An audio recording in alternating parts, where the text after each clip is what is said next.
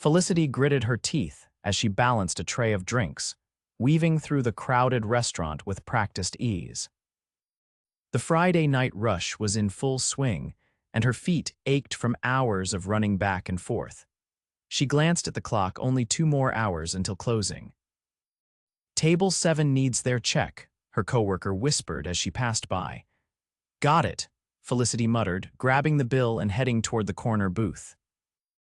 As she approached, she noticed the man sitting there. He was alone, his posture relaxed yet commanding. He wore a tailored black suit that screamed money, his dark hair slightly tousled, as if he'd just run a hand through it in frustration or deep thought. His piercing blue eyes lifted as she arrived, locking onto hers in a way that made her breath hitch. "Here's your check," she said, placing it on the table with a polite smile. He glanced at it briefly before reaching into his wallet. Without hesitation, he pulled out a thick stack of $100 bills and placed them inside the leather folder. "Keep the change," he said, his voice deep and smooth. Felicity blinked. That check was barely $50 and he had just left what? 1,000. "Sir, I think you made a mistake," she said, pushing the folder back toward him, his lips curved slightly. "No mistake." She stared at him in disbelief. "That's way too much." He leaned back in his seat, watching her carefully. "Consider it a tip." A tip? No one tipped like that. Was this some kind of joke? She hesitated before picking up the folder and flipping it open. Her heart nearly stopped. It wasn't just 1,000, it was $5,000. "Are you serious?" she gasped. He nodded. "You work hard, I noticed, thought you could use it." Her fingers tightened around the folder. This kind of thing didn't happen in real life, not to her. This is insane, I can't take this." "You can and you will." His voice was firm but not unkind. "Think of it as my way of saying thank you for the great service." She studied him, searching for some ulterior motive. But his expression was unreadable, his eyes unwavering. Before she could protest further, he stood, buttoning his jacket with effortless grace. "Have a good night, Felicity." She froze. "How do you know my name?" He gestured toward her name tag, a flicker of amusement in his gaze. "Right, that made sense." Without another word, he turned and walked out of the restaurant, disappearing into the city night. Felicity clutched the folder, her heart racing. Who was this man? And why would someone like him, clearly wealthy beyond reason, drop $5,000 on a waitress he didn't even know? Something told her this wasn't the last time she'd see him. And she wasn't sure if that excited or terrified her. Felicity sat in the break room long after her shift had ended, staring at the wad of cash in her hands. The weight of it felt unreal, like a dream she hadn't fully woken from. $5,000. That was rent for months. That was her credit card debt wiped clean. That was the emergency fund she'd never managed to build. Her coworker, Jamie, poked her head in. "You good? You've been sitting there for 20 minutes." Felicity exhaled, tucking the bills back into the folder. "Yeah, just some guy left me a ridiculous tip." Jamie raised an eyebrow. "How ridiculous?" $5,000. Jamie's eyes widened. "Are you serious? Who was he, some celebrity?" Felicity shook her head. "I don't know, he didn't act like one, just rich, like stupid rich." Jamie whistled low. "And he just gave it to you for no reason. He said I work hard and deserve it." Jamie folded her arms. "That's either really generous or really suspicious." Felicity had been thinking the same thing, but the man hadn't asked for anything. No phone number, no way to contact her. He had just left. "You taking it?" Jamie asked. Felicity hesitated. "I don't know." "Girl, if you don't, I will," Jamie joked. "Look, if he handed it over with no strings, who are you to say no? Not like money like that falls from the sky every day." That was true. And despite her instincts screaming that nothing in life was ever this easy, she knew she couldn't afford to let pride stand in the way of something that could change her situation. By the time she got home, exhaustion weighed heavy on her shoulders, but her mind wouldn't quiet. She placed the money in a drawer, pressing her fingers against the cool wood, as she tried to convince herself this wasn't some elaborate trick waiting to unravel. The next evening, against all logic, Felicity found herself scanning the restaurant, half expecting the stranger to be there again. He wasn't. Disappointment flickered, though she had no reason to feel that way. Days passed, and the mystery man didn't return. Life moved on: bills, work, exhaustion, but she couldn't shake the memory of him. The way he had looked at her, as if he saw something beyond just another overworked waitress. A week later, she nearly dropped her tray when she saw him again. This time, he wasn't alone. He sat at a private booth with two other men, all dressed in sharp suits. They spoke in hushed tones, and though Felicity tried not to eavesdrop, the air around them felt charged with something important. Gathering her composure, she approached with her notepad. "Good evening. Can I get you started with something to drink?" The man's gaze lifted to hers, and something flickered in his expression: recognition, maybe even amusement. "Water," he said smoothly. "And a bourbon on the rocks." His companions gave their orders, but Felicity barely registered them. She nodded and turned away, her pulse unsteady. When she returned with their drinks, she placed his bourbon in front of him, careful to avoid direct eye contact. "Felicity," he said, testing her name like he enjoyed the way it sounded. She met his gaze warily. "That's me." He leaned forward slightly, the dim restaurant lighting casting sharp angles across his features. "Did you keep it?" She swallowed. "Excuse me." "The tip." She hesitated, then nodded. "I did." "Good," he murmured. "I would have been disappointed if you hadn't." One of his companions chuckled. "You giving out 5 grand tips to every waitress these days, Adrian." Adrian. His name was Adrian. Adrian's focus never wavered from her. "Only when I feel like it." Felicity tightened her grip on the notepad. "Well, thank you, again." Something about the way he studied her made her skin prickle, not in fear, but in awareness. "You work here every night?" He asked. She frowned. "Why?" "Curious." One of the other men smirked. "He doesn't do curious often." Adrian shot him a look, and the man fell silent. Felicity wasn't sure what game was being played, but she wasn't about to be a pawn. "I should get your orders in before the kitchen gets swamped." Adrian inclined his head in a silent dismissal, but before she could turn away completely, he spoke again. "Enjoy the tip, Felicity." There was something in his tone, a promise, maybe even a warning. She wasn't sure which one unsettled her more. Felicity couldn't shake the way Adrian had looked at her. Something about him unsettled her, not in a dangerous way, but in a way that made her skin tingle with awareness. She had dealt with all kinds of customers, some generous, some rude, most indifferent. But Adrian, he was something else entirely. She tried to push him from her mind, focusing on the rest of her shift. But every time she passed his table, she felt his gaze follow her. He wasn't obvious about it. His expression remained composed, his demeanor unreadable. Yet she knew. He was watching her. When his table finally left, she exhaled in relief until she went to clear the check and found another envelope tucked beneath the empty bourbon glass. Her stomach tightened. She glanced around, making sure no one was watching, then slowly picked it up. Inside was a note, handwritten on thick, expensive paper. "Dinner, tomorrow night. I'll send a car." Adrian, her breath caught. He didn't leave a number, didn't ask if she wanted to go, he simply stated it as if it were an inevitability. She should have been irritated by the arrogance of it. Instead, she felt an undeniable pull. Felicity paced her tiny apartment the next evening, chewing her lip. She had told herself all night she wasn't going.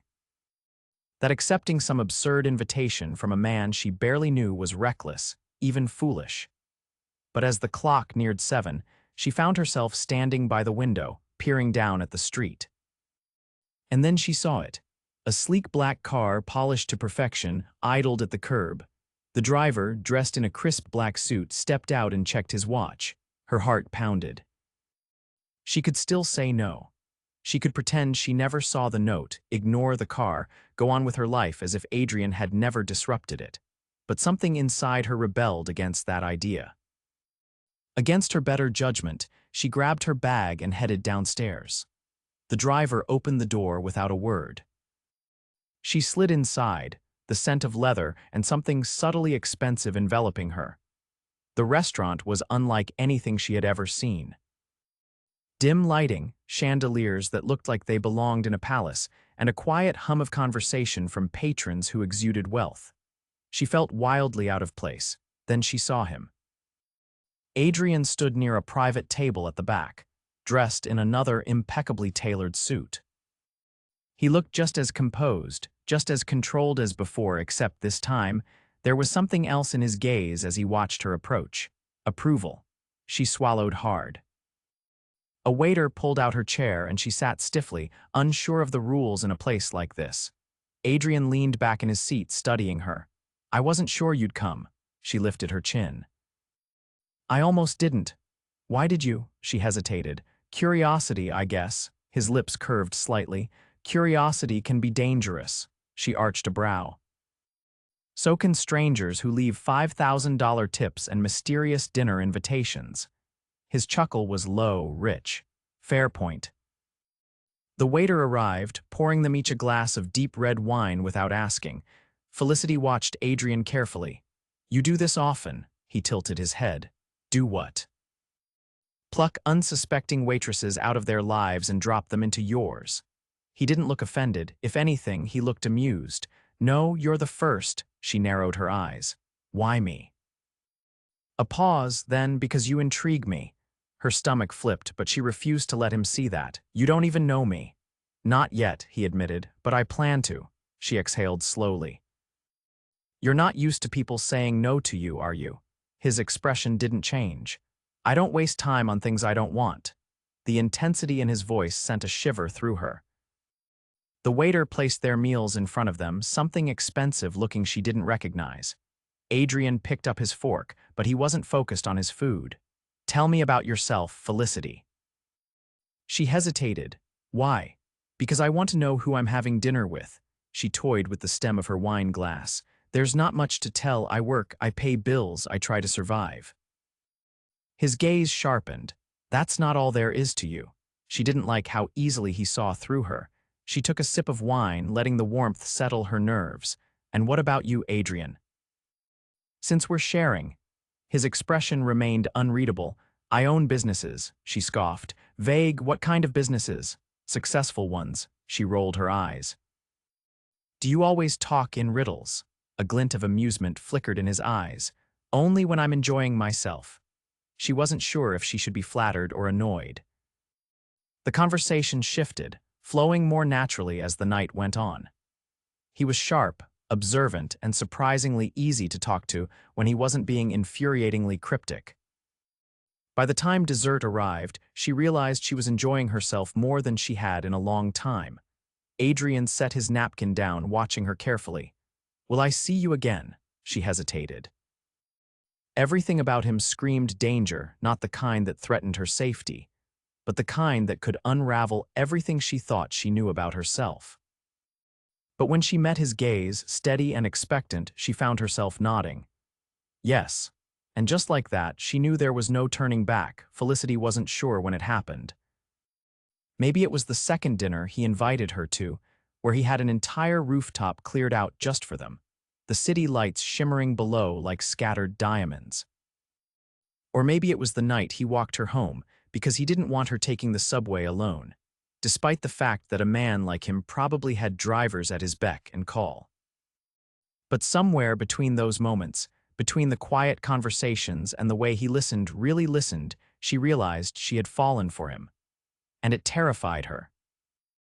Adrian wasn't just some man with money. He moved in a world that didn't belong to her, a world of power and influence where people didn't just exist, they ruled. And yet, with her, he was different.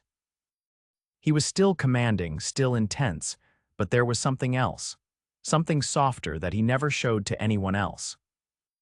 One evening, as they walked along the river, the city's skyline reflecting in the dark water, she finally voiced the fear that had been gnawing at her. "This doesn't make sense," she murmured, hugging her coat tighter around herself. Adrian glanced at her, his expression unreadable. "What doesn't?" "This." "Us," she stopped, turning to face him fully. "I don't get it. You could be with anyone, someone who actually fits into your world." His gaze darkened, and for a moment he was silent. Then he stepped closer, his presence wrapping around her like a force field. "And what if I don't want someone from my world? What if I want you?" Her breath caught. "Adrian, you think I don't know what people say." His voice was low, rough.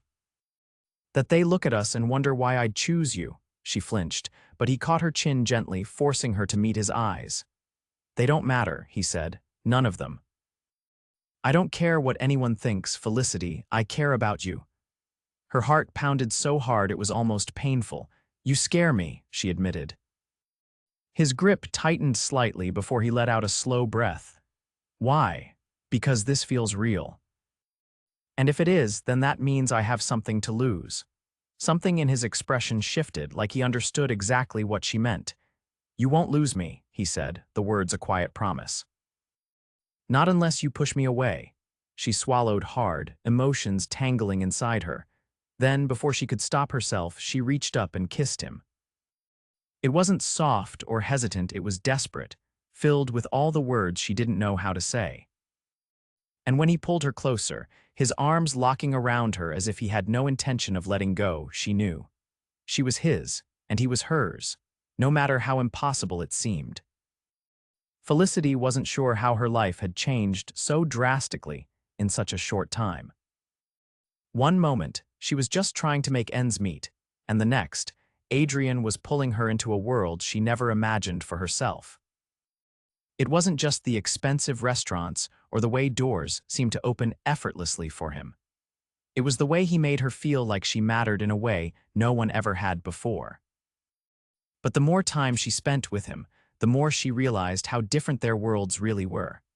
She saw it in the way people looked at her when they were out together. The subtle glances, the whispers just loud enough for her to catch. Some women eyed her with thinly veiled curiosity, others with open judgment. She wasn't one of them, and they knew it. It all came to a head at an upscale gala Adrian had insisted she attend with him. The deep emerald gown he had sent to her apartment fit like it had been made for her, but even dressed in luxury, she felt out of place the moment she stepped into the grand ballroom. Elegant couples moved effortlessly through the space, champagne glasses in hand, their conversations flowing as if they had been trained from birth in the art of charm and diplomacy. Adrian had barely left her side all evening, his hand resting at the small of her back, a silent reassurance.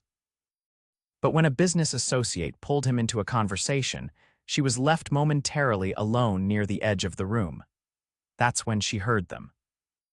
"She's a waitress, you know," a woman's voice murmured. "Really?"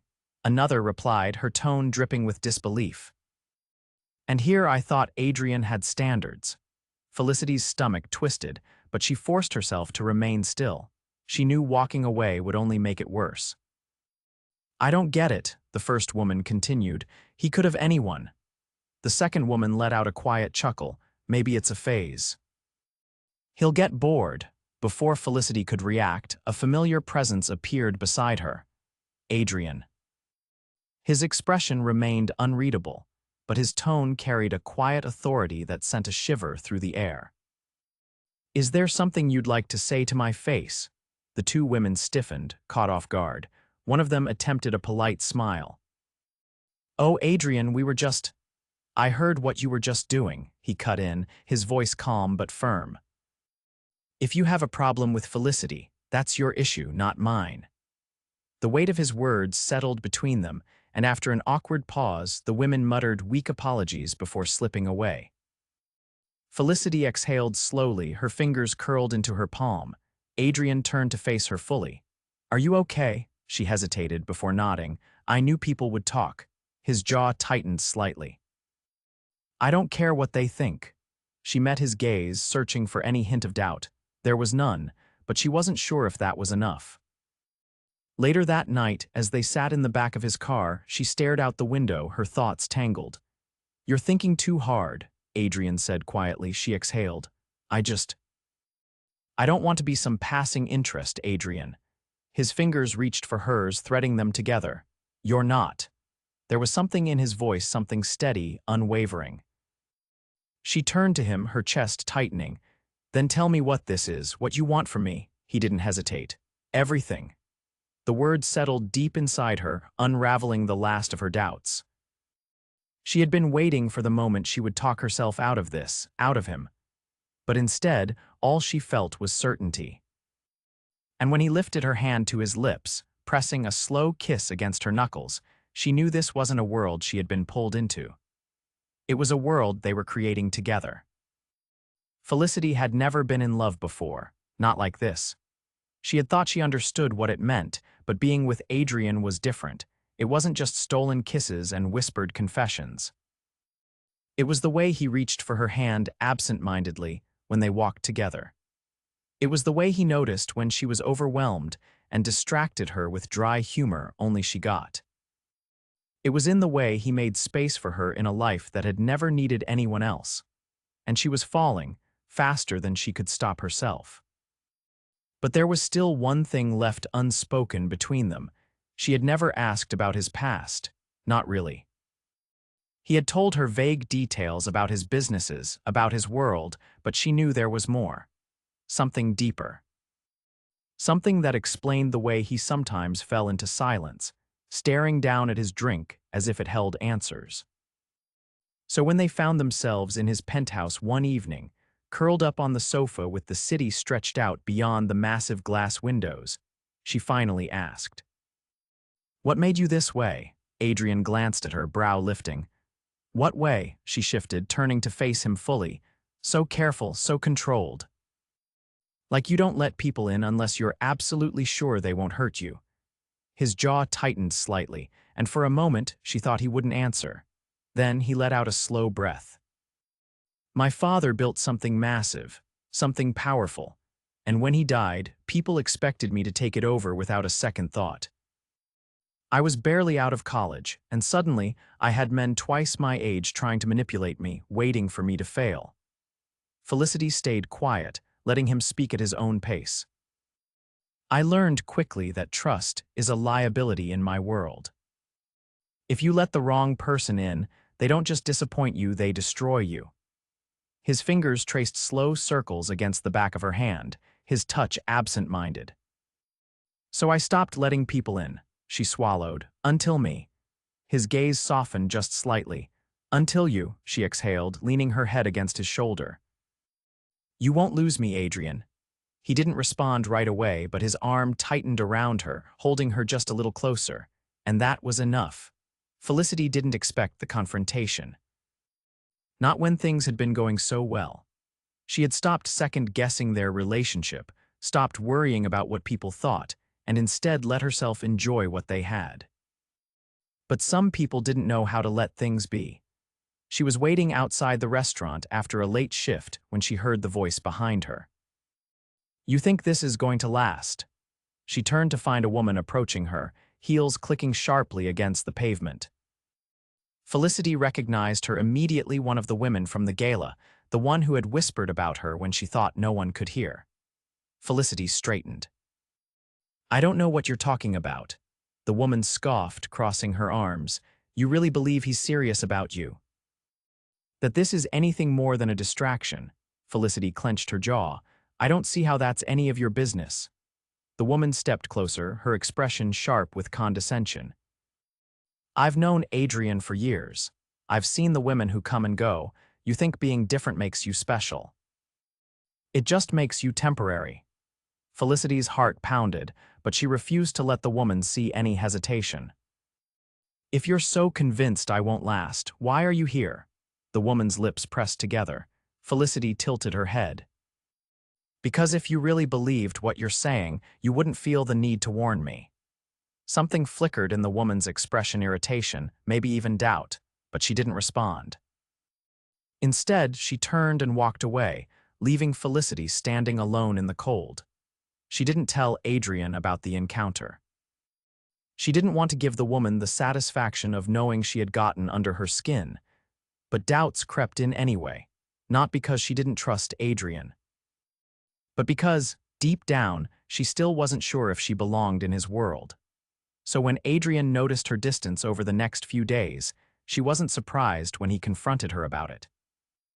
They were at his penthouse again, the city lights glowing beyond the floor-to-ceiling windows. He stood near the bar, watching her carefully. "Something's wrong," he said. "Tell me," Felicity sighed, running a hand through her hair. "It's nothing." He didn't buy it. "Try again." She hesitated, then finally said, "People don't think this will last." His eyes darkened. "What people?" She shook her head. "It doesn't matter. What matters is that they think I don't belong with you." He stepped closer, his presence commanding. "And do you believe them?" She swallowed. "I don't want to." Adrian exhaled slowly, then reached for her hands, holding them between his. "Felicity, I didn't choose you because you fit into my world. I chose you because you make my world worth something." Her breath caught. His fingers brushed against her jaw, tilting her face up so she had no choice but to meet his gaze. "I don't care what anyone else thinks. I don't care about their opinions, their expectations, their rules. The only thing I care about is you." Tears burned at the back of her eyes, but she refused to let them fall. Instead, she whispered, "Then show me."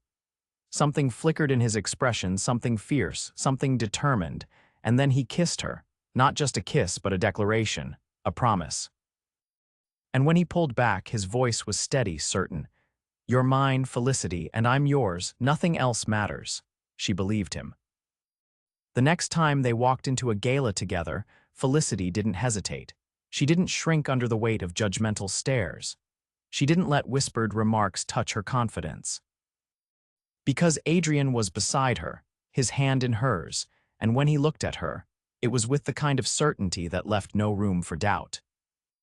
And when he introduced her not as a passing interest, not as someone temporary, but as the woman he loved, she knew. She belonged, not because she had changed to fit his world, but because he had made space for her in it, and that was everything. The end.